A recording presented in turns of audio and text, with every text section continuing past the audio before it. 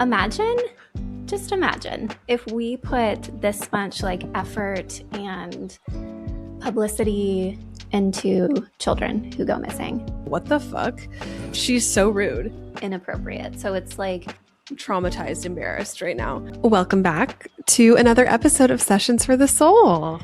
Yeah, welcome back. We are back and better than ever. I think this is it. You know what I mean? I think we're actually going to be like back and on a roll and consistent. So yes, we've been waiting for this moment for we have just because we both were reflecting before we started this, and when we were touching base about recording this week, how we just had such momentum and high hopes for the beginning of the year, but life is real and it happens. Yeah.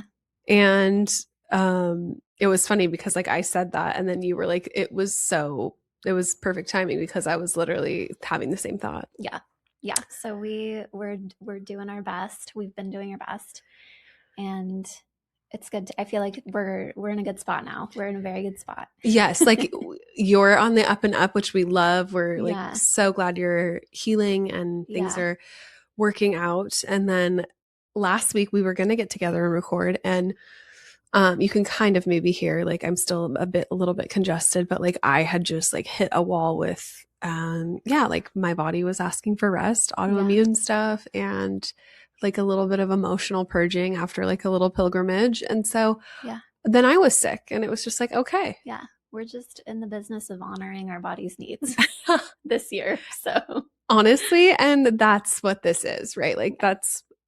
We have to walk the talk. That's right. Yeah. I love that so much. Do you have an I said what I said for today? Literally, as we started this, I was like, shit, are we doing that? I mean, I do. I can. Do you? I do.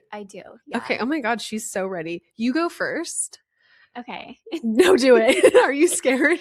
You know what I was thinking actually is it's been kind of fun not knowing what we're going to say. Right. Because it's a little bit of a surprise. And then maybe someday we'll disagree with what we said. No, totally. We'll have a healthy dialogue, which I love. We've talked about how it's actually so healthy to have healthy, to not always agree with everything. And we want to bring that, not with intentionally disagree with each other, but we want to bring open space to be able to not to be normal humans, you know, and you don't agree with everything everyone says in your real life, anybody does, right? Yeah. But we just happen to agree on a lot. We do. Yeah. And I think we're both people who can see both sides. Absolutely. And okay, well, my I said what I said for today is more of maybe just a thought exercise / invitation to consider this. But I've been thinking about how, I don't know if you've been following the Nancy Guthrie kidnapping. Vaguely. Okay. Same, vaguely. And I've seen so much about it. Yeah. And how sad, right? And just imagine if we put this much effort and publicity into children who go missing. Just imagine for a moment if we enlisted the help of all the federal agencies and law enforcement and just all the people. Ooh, anytime a child goes missing. Because this is so interesting, and I love that you're saying this, because when it's a celebrity, of course, naturally, high profile people. Totally. And you know what? She deserves to be found. Absolutely. It's devastating. But also in that, I feel there have been specific missing children cases that got a lot of attention, but how many children go missing a day? Mm-hmm. I looked it up before this because I was curious, and it's it's tough because there are kids who run away, right? And there's that classification of missing children, which is equally very scary. You want to know where a child is. Totally. And then for things like kidnappings and abductions and stuff like that, it's far less. I think it's several hundred per year of actual kidnappings and things like that, which is actually less than I would have thought it was. Yeah. But that's still a lot of kiddos going missing. No, absolutely. And just imagine if we put our resources into finding children the same way that we're doing with a high profile person's mom. Yeah. So no, that's it. No, and I love that. And I mean, full, like, amplifying what you said. Yeah, I've been thinking this is so interesting because I was like away when this happened. I was like off my phone and I didn't know it happened until I came back to like being on my phone again and out of retreat. And like, of course, like social media was like blowing up with all of this. And it was really interesting because I kind of was like, who, like, I mean, I'm not like super, I was like, I'm not super connected to this. I don't know.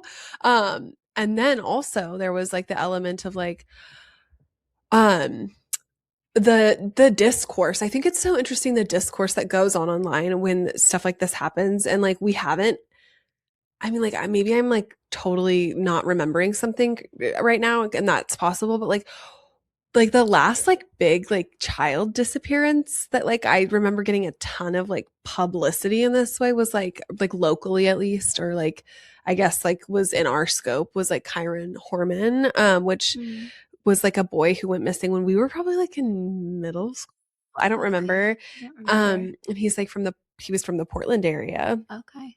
But like other than that, like the other like, I'm thinking the first one that came to mind was the little girl Oakley from the foster care situation. Oh my gosh.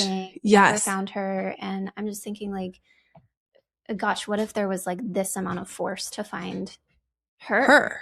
Who was lost in the foster care system, which happened. Insane. Yeah. So it's like when you really start thinking about these different cases, it's like just disgusting to think about how little effort we put into like protecting and looking for and like making sure that the kids are safe. You know what I mean? No, totally. Much bigger topic, but like just because this one seems to be like just a big highlight right now. Yeah. Where like there's a lot of discussion about the kids. Yeah. If you know, you know.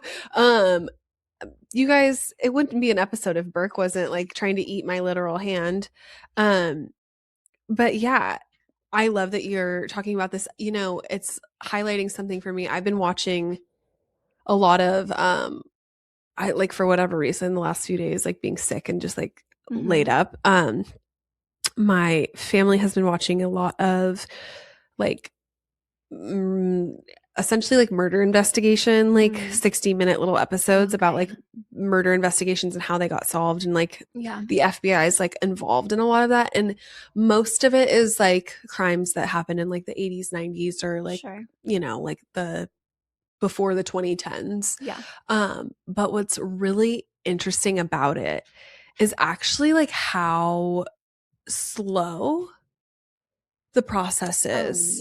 And I think there's like this misconception because of like, I'm not sure if it's movies and TV or like culture, or like I don't even know. I think movies and some of the documentaries where you just see like the highlights of like the first 48 or like, you know, like whatever the instead of like really recognizing that like, oh no, this was like, we were like following the serial killer for like 6 years. And it's like, you would think, but like that's not how it works. Or like trying to extract information and how that works, like to be able to like get the like information you need, whether that's from like cell phones or security cameras or whatever. And how it's like actually such a slow process. And then when we aren't like putting like huge like rush or emphasis on it as a culture, like, and I feel like kids 100% are like getting lost in that shuffle. Some of these like murderers I've been I can't even watch that stuff. It's so sad. It's so hard to watch. It's crazy. It is actually insane. So bizarre.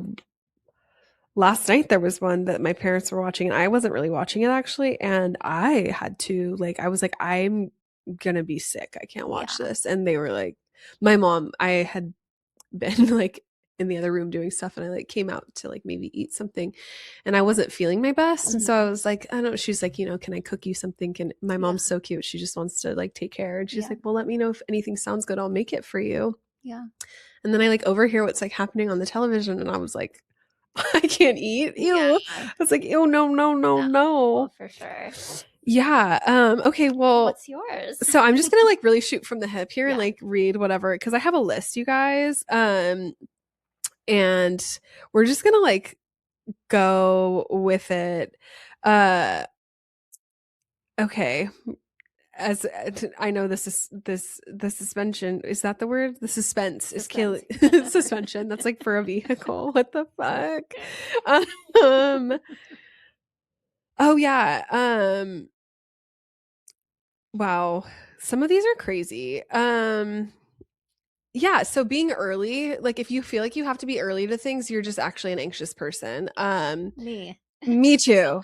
Me too. And you know what? This is actually so relevant. I wrote this down the other day because my dad was like crashing out because he has really bad anxiety about being what's that called? Like when you're is that like being like prompt or like what's the word? What is the word I'm thinking of? Being cordial? Is that no? Like just being on time? Yeah, like but what's it called? Oh. I don't know. There's a word about about like being on time. There's a word for it. Anyway, it doesn't matter. But people who lack time awareness and like don't have time boundaries, I'm like, wow, so how long have you like just been able to like live your life and not give a fuck about literally anything or anybody else's experience? Yeah. I have such bad anxiety about all that, and it like I totally know where it comes from, but my dad was talking about it and he was like, oh, I just get so upset when like, you know, and like lol me not me unpacking more family shit on this podcast, you guys, but my mom is like inherently always been late like my whole childhood, and that's where like a big part of my like awareness of time comes from. But like this is my mom, you guys, and like I love her. Hillary, if you're listening, we love you. She would be like, and she knows she does this, I would call her like, you know, I need to get down to like a sports game, or like, you know, I have to be at the school at this time, or like, you know, you have to pick me up at this point, like, yeah, from practice, whatever. Call her. Hey, where are you? Oh, I'm right by the name physical location on the peninsula. We'll say, oh, I'm right by Black Lake. Yeah. She has not gotten her car yet, if that's what she's saying. Okay. You just know. No. Yeah. Yeah. I'd be like, that's crazy. I can literally hear people in the Dr. Roof office speaking. Yeah. Oh, okay. I haven't left yet. I'm on my way. Where are you? Like, hey, you know, we have to get going to like this thing. Yeah. Oh, I'm just going through Chinook. Okay, so you're on the Astoria Bridge. Yeah. Like, I don't know why she feels like she has to lie about this stuff. Just be honest, because then like expectations are met. But yeah, I just really think people who are like actually on time have like, it's like a healthy level of anxiety of like, I just want to be on time, which sometimes means early. Oh, absolutely. Like most times means early. No, it like 10 minutes early. Yeah. I have to be 10 minutes. It's like a way to like soothe your own anxiety. Absolutely. It's like, you have to adapt to like the environment or like get ready to go inside or like have a conversation. Oh, yeah. Or like do whatever it is. Like if I'm taking, I don't even care if it's like I'm taking a yoga class or like, okay, the class starts at 5. I need to be there like 15 minutes early. Yes. You know what I'm saying? Scope out the parking lot.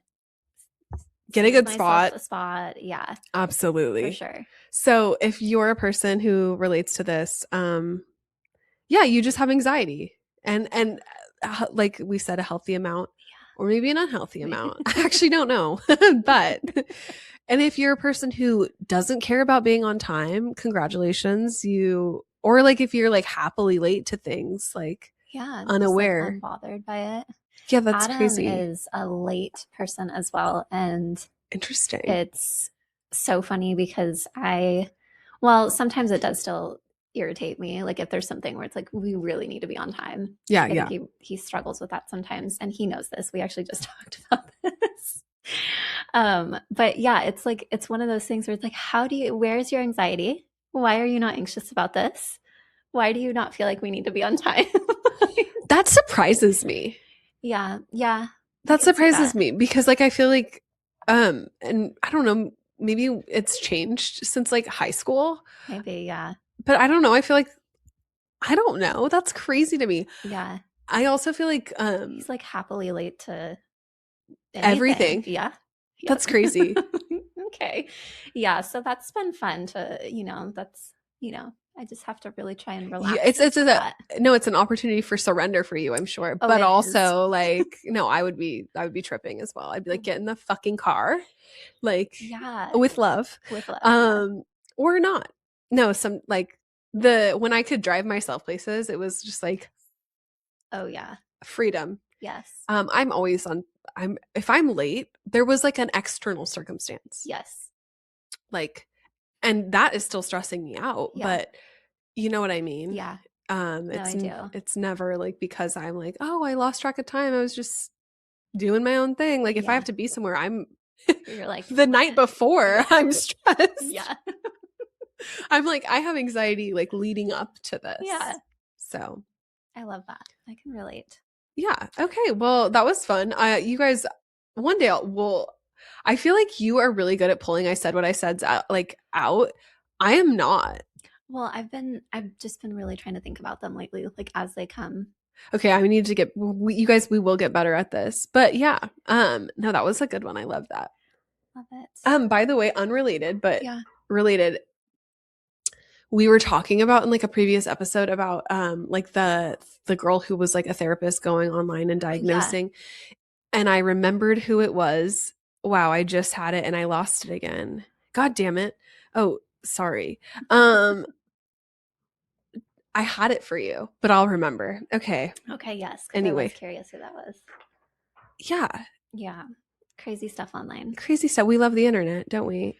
Okay, well, we're going to dive into today's discussion. We're going to talk about parentification. And yeah, Kayla and I were both like just called to this topic. I think we both have so much to say about it. And after kind of like we were on the like theme, I feel like, of like the mother wound kind of, and this kind of relates. Yeah. You guys really loved the mother wound episode. And this, I think, just kind of came to mind as like another relatable topic, I think, when it comes to like being an adult child, looking back at our upbringings, how it influences our adult relationships, how it influences our relationships with our parents now as adults, like just all things parenting and being raised up.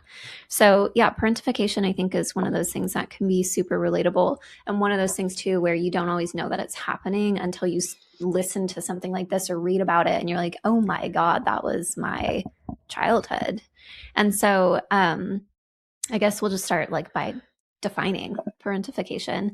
So parentification is happening when a child takes on the emotional or the practical responsibilities that are developmentally inappropriate. So it's like asking, a 7-year-old to do things that are so emotionally or practically inappropriate for their age and developmental stage, and asking them to be like way above and beyond in terms of maturity. Yeah, absolutely. Like, one of the things like that can happen is they often become the caretaker or the parent in the family system. And so there are two types of emotional parentification. Two types of parentification. You guys, let me just like silence my phone. What the fuck?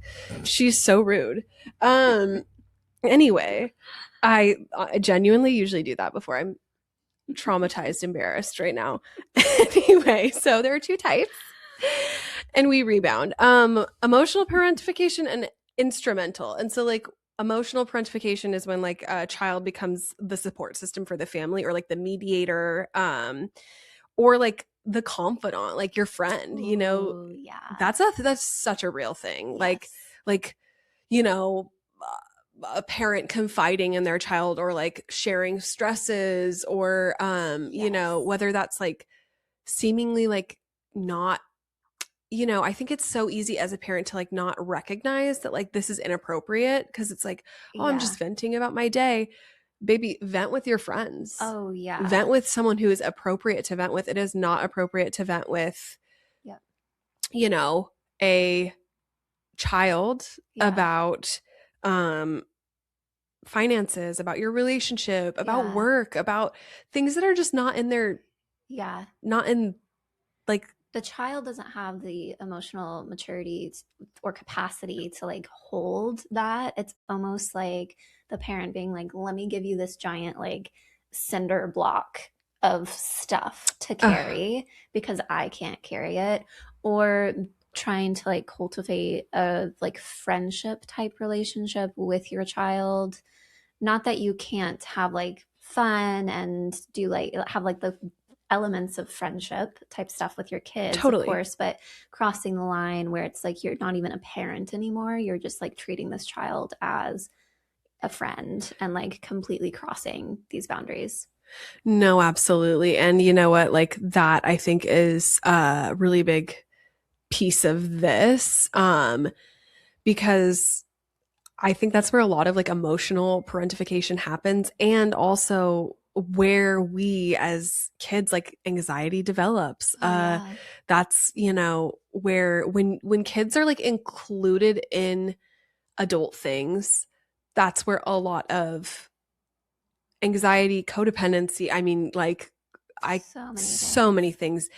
My therapist has always said to me, you know, when unpacking stuff or whatever, talking about sort of this, I guess, thing, or, you know, like other elements of it. I mean, codependency being a huge theme in my life.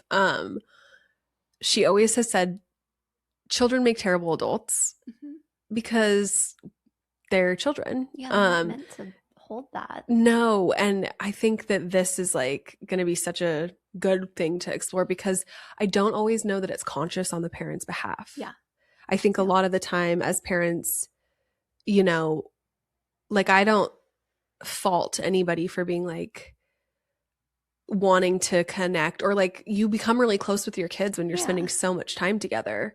I'm thinking about the parent who's like, I didn't have a relationship with my mom and I want to give that to my daughter, for example. And so you go like, you make a 180 and you become best friends and you tell your daughter everything, and your daughter knows when mom and dad are fighting and what you're fighting about and the finances and work stress and all the things. And it's like, okay, but we went a little too far now, even though it was like, it was, you know, like the intention was good. The intention was really pure. Yeah. You know, I want to connect with my child. And then it just, unfortunately, like there's boundaries that start to get crossed. And then as a child, it starts to feel overwhelming, and you might not even know as a child, you don't have the verbiage necessarily at that time to be like, oh, hey, this is actually too much information for me, or too much emotional load for me to carry, or becoming like the mediator, sometimes feeling like, oh, I know that mom and dad are fighting and I want to be like the mediator and make everything okay. Yeah. And so it just becomes so much, even though that wasn't like the original intent. No, totally. And that's where like triangulation, like there's so many things that can happen in that moment. And I do like, I like can actually feel this so much of, you know, like being a kid and then like becoming really anxious because like the awareness you have of the situation, and then exactly like the intention is pure, but like what's happening. And that's why it's like the adult's job, right? It's our job as adults to have this awareness, to be boundaried, and to also like make sure like kids are doing kid things and not like worried about, you know.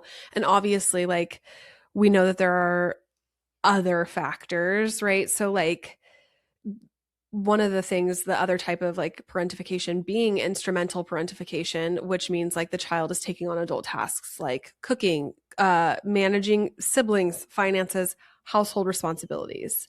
So I think it's important that we like acknowledge, right, that there are these other circumstances. Single parents, maybe both parents have a lot, like work a lot, addiction, mental illness, cultural expectations being different. Like that's a huge thing. Everyone's culture, like what is expected, you know, based on like if you're the oldest child, or if you're the girl or the boy, right? Or and even like racial differences, socioeconomic differences, like acknowledging that all of that is a factor in this. And I think we're obviously speaking at this, one, from like the lens of education. And then two, also from the lens of like, you know, we can speak to our own experience in the sense that like what we would see we kind of, you and I have touched on this, like what we would see as like being parentified, like another culture might see as like, well, that's just like normal. Yeah. And we could say, like, we could make that same cultural statement for almost anything that we talk about. We could do that for literally codependency, any mental health diagnosis. Like, that's just like across cultures, things are viewed differently. And so, yeah, we're approaching this just from our cultural experience of what parentification might look like. And the practical responsibilities is an interesting one too, because like the emotional piece might feel maybe a little harder to like pinpoint. And maybe as an adult, it might be harder to look back and be like, oh, yeah, actually there were some boundaries that were crossed, or yeah, that was really hard for me. Like I felt so responsible for, my parents' happiness, or if they stayed together or not, or what if they got back together, whatever the case is. But then there's the practical things too, where it's like, on one hand, yeah, it's nice to have like your kids help out around the house and do things and learn responsibility. Absolutely. And then at some point, and who's to say exactly where that point is, but at some point it becomes like you're asking your kid to like bear the load, like the full weight of carrying the household, and that's too much as well. So absolutely, there's this balance there, Oh, for sure. Like I was raised by like my sister, like in a lot of ways. Obviously, like my mom and dad were there, and sometimes I think that comment can really like upset them, but I don't mean it to upset them. I mean it to acknowledge my sister's experience, because like, damn, I mean, you were there. Allie like did a lot for us as kids, and like Allie, like, oh my God, not to name names, babe. People know who you are.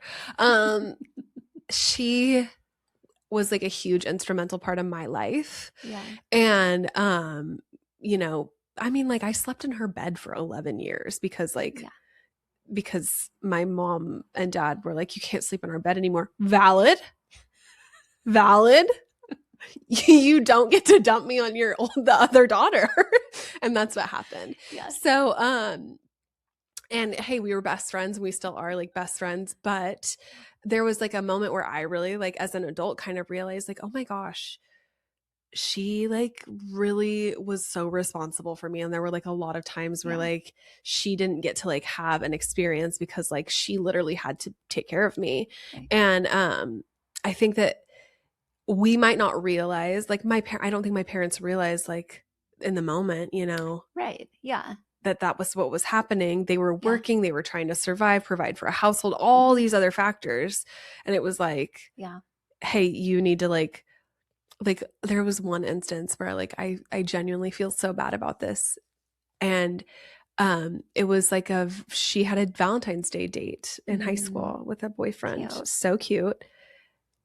And my parents like didn't even ask her what she was doing, didn't like call somebody else to see if they could babysit me. They like dumped me on her, and I like went on her Valentine's Day date with her. Can you imagine? Like that's so, I feel, baby, I love you. I'm so sorry. Not my fault, but I still like have the awareness. Yeah. And that's like a great example of like, when we just like have this like unspoken expectation that like this child will help out or like they can handle it. Yeah. That's not fair. That's not her. It's not her response. It's not any child's responsibility to like be caring for the siblings. Again, we know there's like so many factors in this, but, a lot of the times in these situations, the parent was parentified as well. Yeah. And so it's kind of like, again, that's like down the line thing, right? Mm-hmm. Like the mother wound, like we talked about, it's that like generational cycle. Yeah, absolutely. Yeah. And I think that like just acknowledging that is so huge, that piece of like the generational thread that's being pulled through, but also that a lot of times this isn't, these are like pure intentions that the parents are like, coming to their children with or raising their children with. And so those two pieces, just highlighting again, like we're not villainizing anybody, parents or anything like that.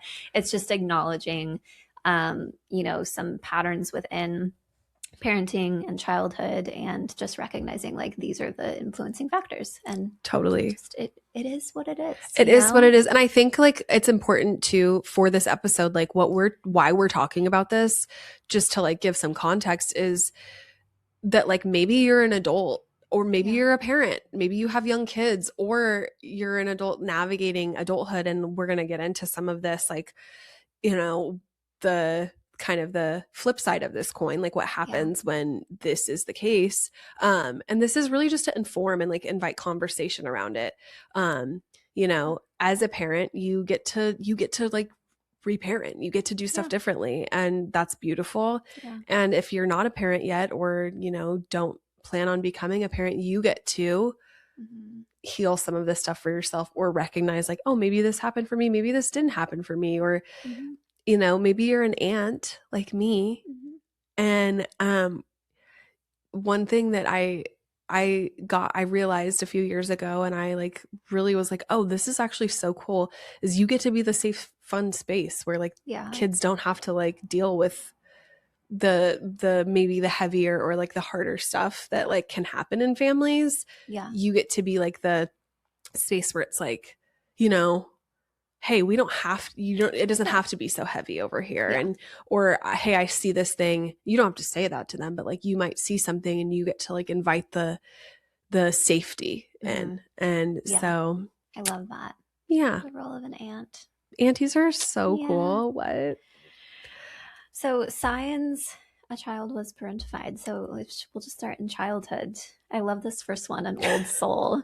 We'll just list these off, and then if they feel relevant, take it or leave it. Okay.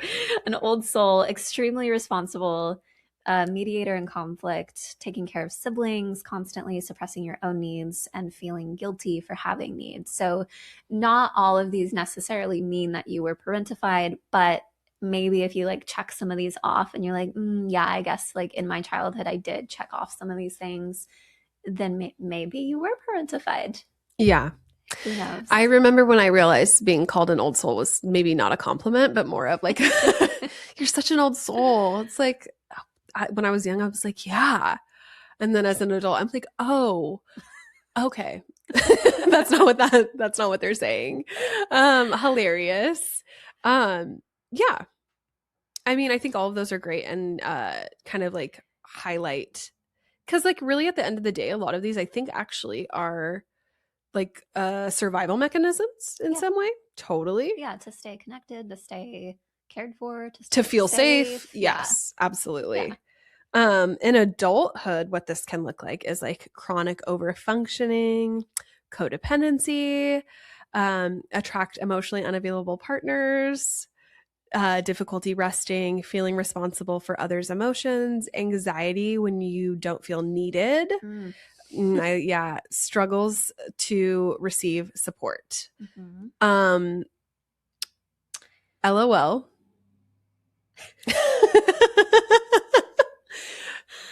Did those hit home?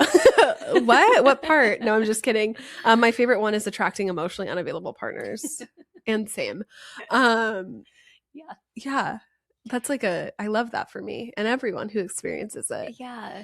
What a fun experience. It's interesting, the whole concept of like, if you experienced parentification as a child, it's like being forced into emotional maturity that you're like not ready for. Developmentally. Like, developmentally appropriate yet. Yeah. And so you're praised for that as a child, and sometimes that means being called an old soul, or like, oh, you're so good at caring for your siblings, or you're so helpful, or like, oh, you never need anything, and that's like praised, right? And then into adulthood it starts showing up as these like relationship issues, or like, oh, I'm super anxious when I'm not needed, because me being needed means that I'm like safe and connected and valued, and that's where my purpose is. So it's an interesting thing. And then also trying to figure out like, what are my needs as an adult, and is it okay for me to have needs, and how do I express those needs, and how do I get those needs met? And it's like this whole process, I think maybe of just getting kind of curious about the whole thing and exploring like, how do I start to heal this whole thing? Yeah. It's like a lot of unlearning and relearning and like reparenting, I think. Which like is hard and can be like it's an interesting process, because I think there's grief involved in it.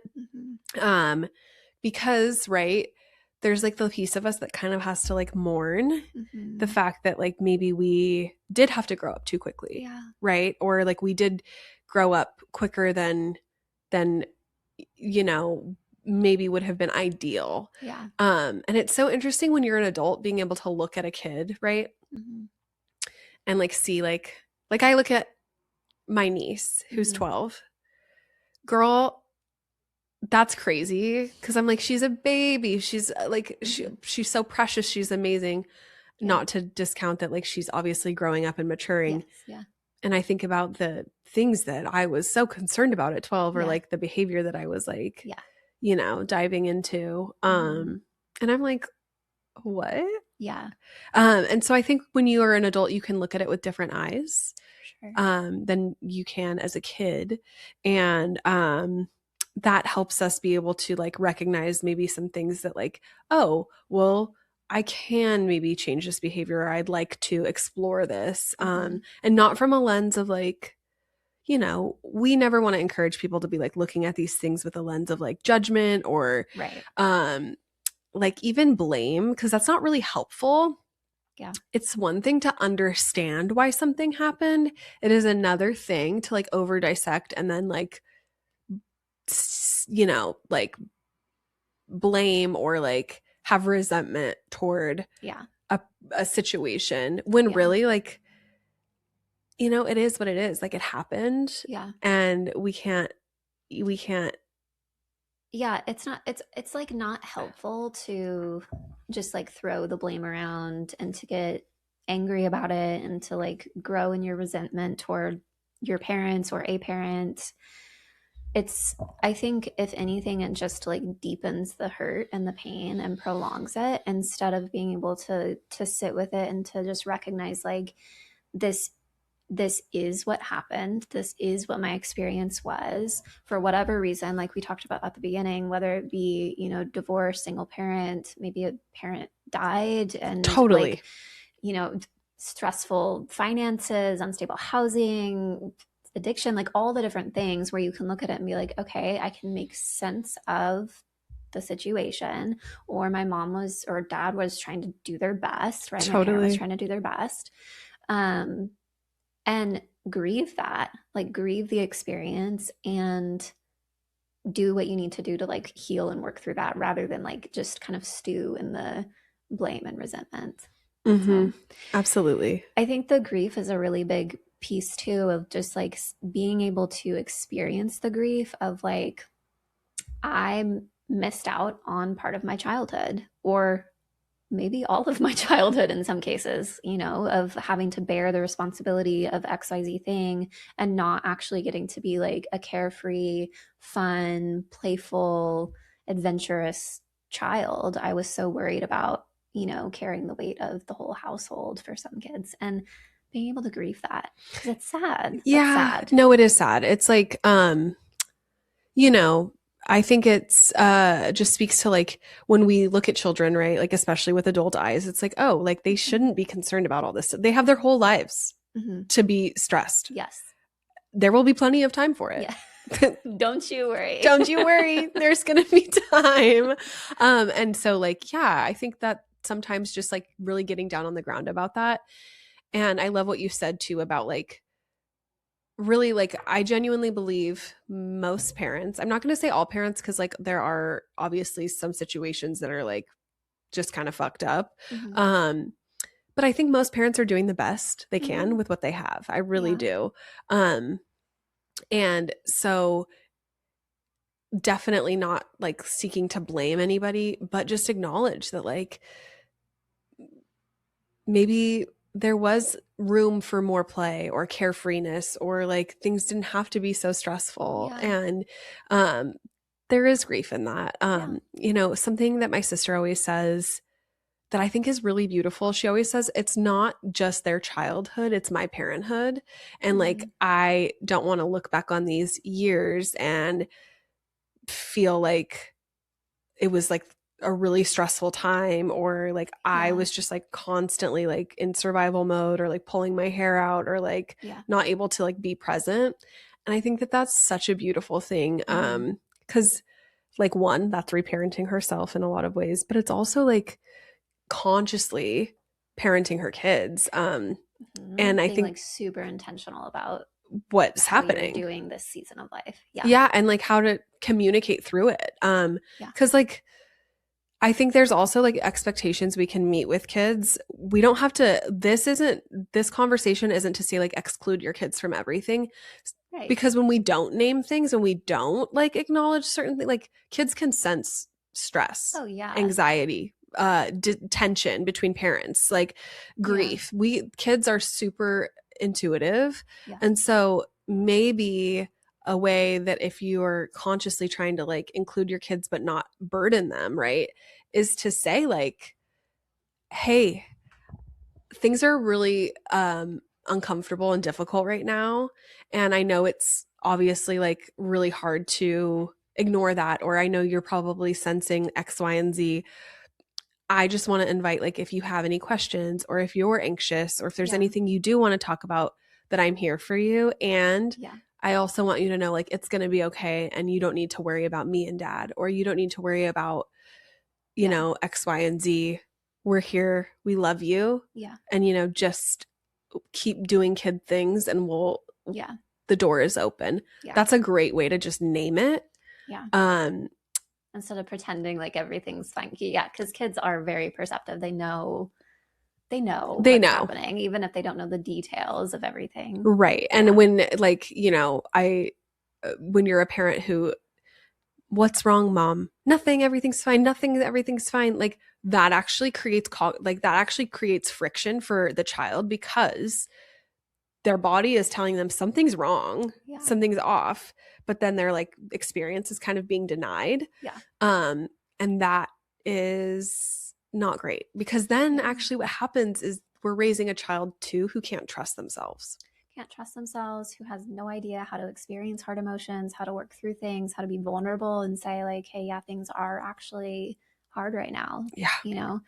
Yeah. So, and that I think just goes back to like where there's a balance and like a fine line in all of this, where yes, you want to like be honest and vulnerable and share different things. And you don't want to cross the line where you're like sharing all the details of all the things. And it's like just offloading everything onto your child. So yeah, that's a balance for sure. It is. It's a balancing act. Yeah. Yeah. I love that. Yeah. One of the things that I think could possibly become a little dangerous around all of this is like the identity, like taking on the identity of like, oh, I'm so strong, I'm so responsible, I don't have any needs. Like as you grow up, and we've talked about this, I think on a few different occasions on different topics of like where you take on the identity of like, I'm an anxious person, this is just who I am, or fill in the blank with a thing. And you almost start to kind of take pride in that thing. And so in the case of parentification, taking on the identity of like being the rescuer or the mediator, the peacekeeper, whatever it may be. And when you're so wrapped up in that identity, it's really hard to then recognize it for like, oh, I missed out on, you know, this part of my childhood, or this is negatively impacting my relationships now. I need to grieve and do some healing and all the things, because you're so married to the idea of like, this is who I am. Yes.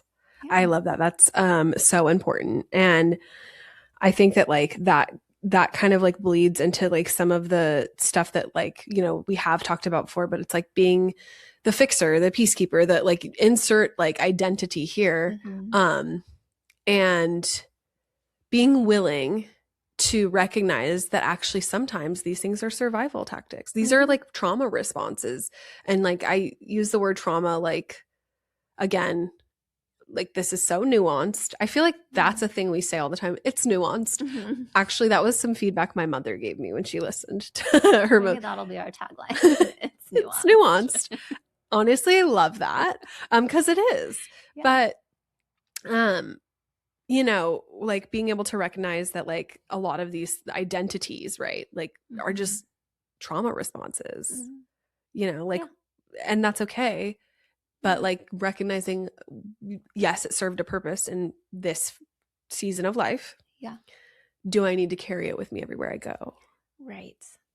maybe not. Maybe I get to set this down. Like maybe I don't always have to be the one who's like hypervigilant or ready to fix, or maybe I get to, you know, have fun or like let, you know, relax, insert like thing here, you know, it's not my job. It's not my plight in life to save everybody from themselves. Whoever needed to hear that, you know? Yeah. I love that. Gosh, last few little tidbits here.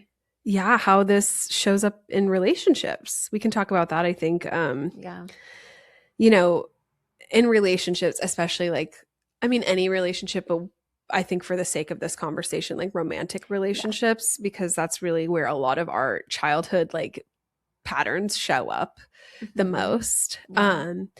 This can look like overgiving, choosing a partner who needs fixing, confusing intensity with intimacy, feeling uncomfortable when things are calm, and then like resenting others but feeling unable to stop giving. Oof, I love all of that. If this resonates with you, yeah, I think you should probably listen to like our episode about codependency, and also like the mother wound and like enmeshment and things like that, because these are all like, I feel like the Venn diagram of things that happen in life, the intersection is like comes together like right here. But yeah, I think that this just like really highlights like how some of these like learned behaviors or like tendencies that we like develop with in our family dynamics can really like bleed or translate to our romantic relationships, our life partners. And then when they go unchecked, right? My favorite, I think, is like resenting others, but feeling like you can't stop. Because sometimes I think actually like you like stop resenting and you just like, just do it. And it's not necessarily like resentment has like a specific person or place. It's just this like feeling of like deep dissatisfaction in life and like feeling like almost hopeless or helpless. If that makes any sense. It does. I think too, just the concept of this showing up in romantic or intimate relationships makes so much sense.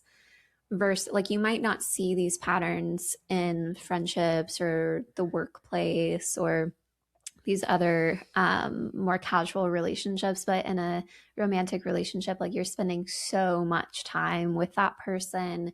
A lot of times you're opening up and you're being vulnerable, at least on some level, with this other person, and you're entering this dynamic that again kind of goes back to like, you had a blueprint for what romantic relationships did or did not look like in your upbringing, and then how you interacted with that relationship. And so it's like, how can I mirror that and bring all of my qualities, which a lot of times, again, you might think are really great qualities, and they are in a lot of ways, and they were really great qualities at one point in life.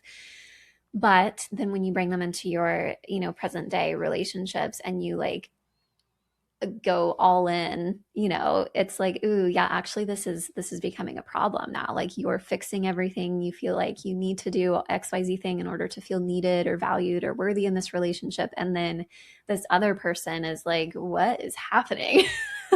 Oh my gosh. So absolutely. I think that's where like, it's really important, if you are a person who like does all of that or like has these tendencies, to actually like have a partner who can communicate and like maybe even had like a more, either has like a lot of awareness and is willing to like have vulnerable conversations, or is someone who maybe has like a more healthy relationship with like balance, and like maybe, I don't want to say like a healthier family dynamic, because we all have stuff, but like kind of a healthier family dynamic.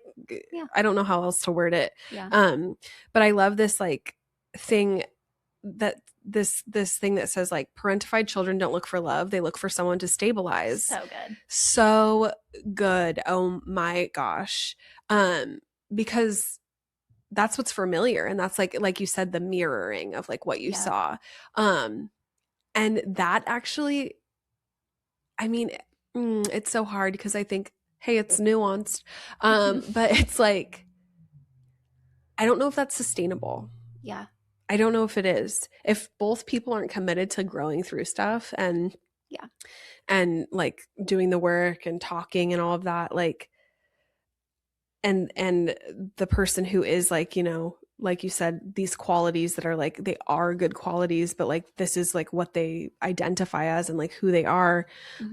If they're just like so committed to like fixing, changing, stabilizing, like controlling the environment because of all of this stuff, that is going to create like a lot of, that's going to be hard. It's going to be like an uphill journey, if that makes sense. It does. I was thinking about how it's probably sustainable, maybe, but I'm sure there are many relationships, or I know there are many relationships that like will last years and years and years, like decades, in this pattern of like, I want to fix you. And I'm even thinking about just working in the addiction treatment field of like this pattern of, you know, the wife trying to fix her husband who's just in and out of addiction and recovery over and over and over. And it's this cycle of, you know, finding your identity and like, he needs me to do X, Y, and Z thing in order to keep him safe. And then it just becomes this dance. Like you just enter this dance and that becomes like your whole relationship. So yeah, is it healthy? No. You know, but people make it work. People make it work because they both find their roles in it, you know, and you get like really, I think, kind of stuck in those cycles. So absolutely. That's so true. I think, yeah, like maybe that highlights the greater issue being like, or the not issue. I don't want to use like these words that have like negative connotations because it's not that. I think like it has the potential to be neutral, right?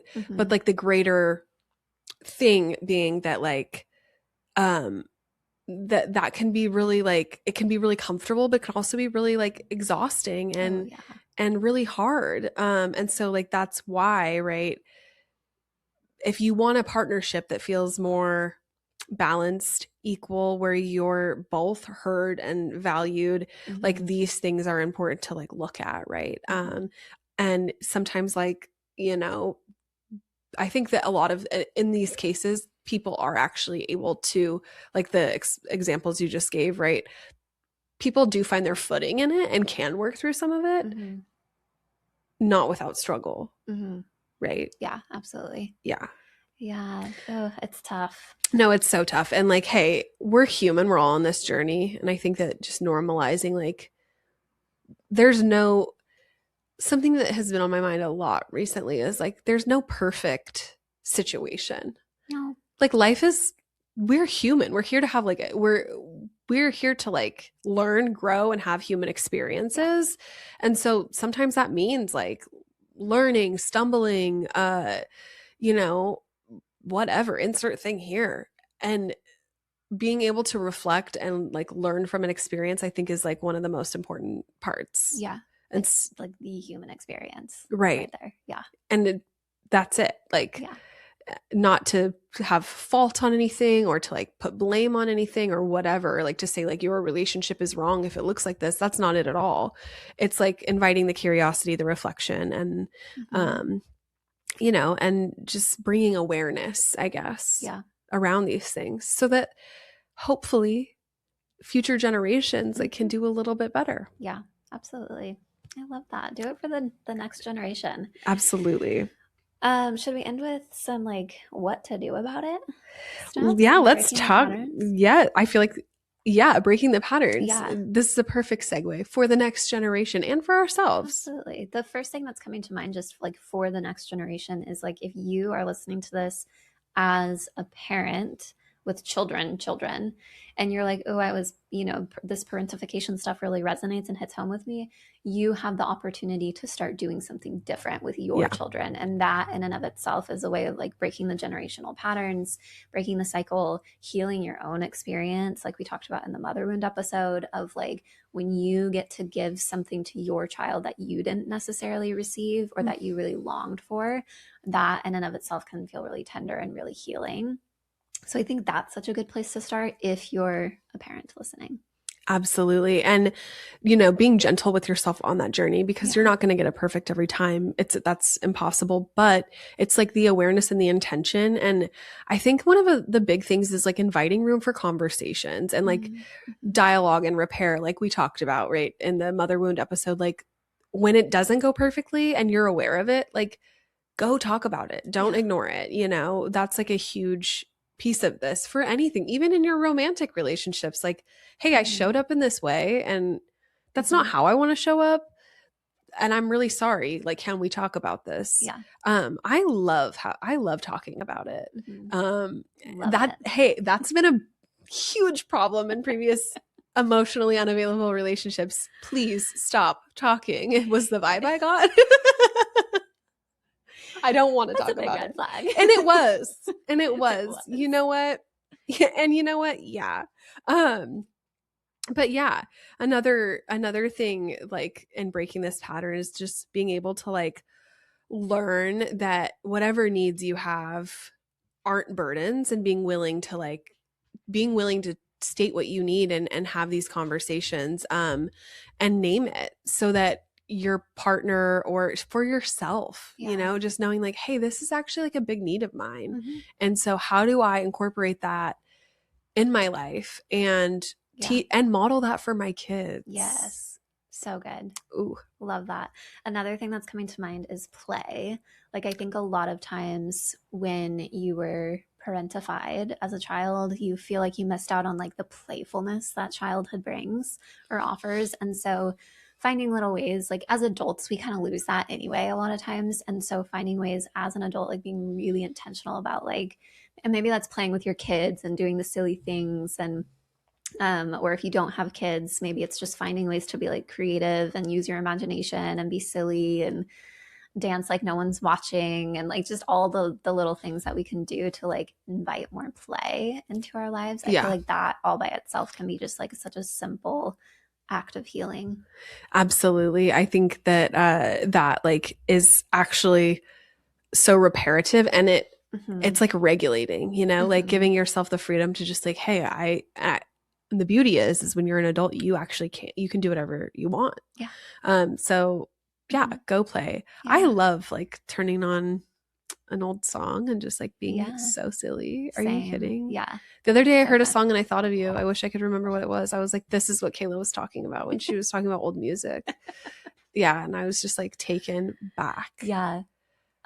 What I'd give to be at a dance with you in 2010. Are you kidding me? So fun. The best. Yeah. More of that in adulthood. I feel like that's. Yes. More of that. Yeah. Another thing that like, I mean, as we wrap it up here, I think just kind of like another thing that's kind of coming to mind is being able to have boundaries and like not participate in things without guilt. Granted, you might feel guilt, especially if this is unfamiliar for you. Yeah. But like, this is a thing I'm working through right now. Being okay with guilt, like being able to like hold guilt, let it reach its peak. Yeah. And then let it like just go on the journey with guilt. Don't run from it. Don't try to change it, mitigate it, whatever. If you feel guilty, especially unwarranted guilt, like about having needs, about setting boundaries, about doing what you need to do, being able to ride that wave and get familiar and more comfortable with it, because it's kind of like this thing that I think, especially if you struggle with codependency or people pleasing or whatever, right? Like feeling guilty can be like a huge thing. Yeah. And if you're trying to, rework some of these things, just get curious and like be like, okay, what's it like to sit with this feeling that like I had to set this boundary and I needed to for preservation or whatever. And now I'm like sitting here feeling like, oh my God, I shouldn't have done that. Or, insert like catastrophizing here. Yeah. What's it like to just be with that and be like, okay, yeah, I actually do feel really guilty. What's that feel like in my body? Where does it live? Yeah. What can I do to like get through this and move through it without changing it, fixing it, pushing it away? Yeah. I love that you said riding the wave, because that's exactly what I was thinking of. Like all of the like the emotional experiences around this, like the guilt, the grief, maybe the anger, the sadness, like whatever it is that you are feeling around parentification or just the healing process of it, being able to ride the wave of the emotional experience of like knowing that it's going to peak and it is going to come back down. And so, yeah, how can you like sit with it and be present and like let it fully, move through you rather than suppress it and just pretend like, oh, it's not there, because it is there. Oh, absolutely. Yes. I love that. I love the ride the wave. Yeah. Let it move through. I love it. Yeah. Any final thoughts, my friend? Gosh, I think that covers it. This was a good episode, a detailed episode. I know. I feel like we just threw so much information at you guys, but like Parentification 101 is what this felt like. I love it. Me too. I think that this was really important. Yeah. Honestly, you guys, I'm taking mental notes this whole time about my own experience. Hilarious.